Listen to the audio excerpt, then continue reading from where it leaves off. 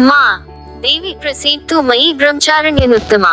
माँ दुर्गा की नवशक्ति का दूसरा स्वरूप ब्रह्मचारिणी का है।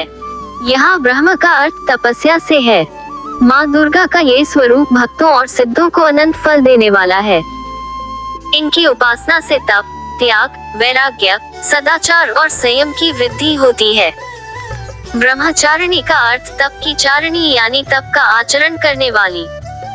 देवी का ये रूप पूर्ण ज्योतिर्मय और अत्यंत भव्य है।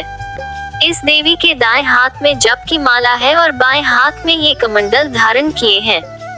पूर्व जन्म में इस देवी ने हिमालय के घर पुत्री रूप में जन्म लिया था और नारद जी के उपदेश से भगवान शंकर को पति रूप में प्राप्त करने के लिए घोर तपस्या की थी। इस कठिन तपस्या के कारण इन्हें तपश्चारिणी ब्रह्मचारिणी नाम से अभिहित किया गया। 1000 वर्ष तक इन्होंने केवल फल फूल खाकर बिताए और 100 वर्षों तक केवल जमीन पर रहकर शाप पर निर्वाह किया। कुछ दिनों तक कठिन उपवास रखे और खुले आकाश के नीचे वर्षा और धूप के घोर कष्ट सहे। 3000 वर्षों तक टूटे हुए बिल्व पत्र खाए और भगवान शंकर की आराधना करती रही। इसके बाद तो उन्होंने सूखे बिल्व पत्र खाना भी छोड़ दिए। कई हजार वर्षों तक निर्जल और निराहार रहकर तपस्या करती रही। पत्तों को खाना छोड़ देने के कारण ही इनका नाम अपर्णा नाम पड़ गया। कठिन तपस्या के कारण देवी का शरीर एकदम क्षीण हो गया।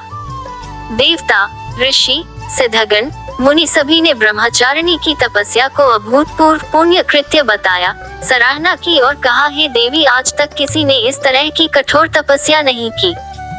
ये तुम्ही से ही संभव थी। तुम्हारी मनोकामना परिपूर्ण होगी और भगवान चंद्रमौली शिव जी तुम्हें पति रूप में प्राप्त होंगे। आप तपस्या छोड़कर घर लौट जाओ। जल्द ही तुम्हारे पिता तुम्हें बुलाने आ रहे हैं। इस देवी की कथा का सार यह है कि जीवन के कठिन संघर्षों में भी मन विचलित नहीं होना चाहिए। माँ ब्रह्मचारिणी देवी की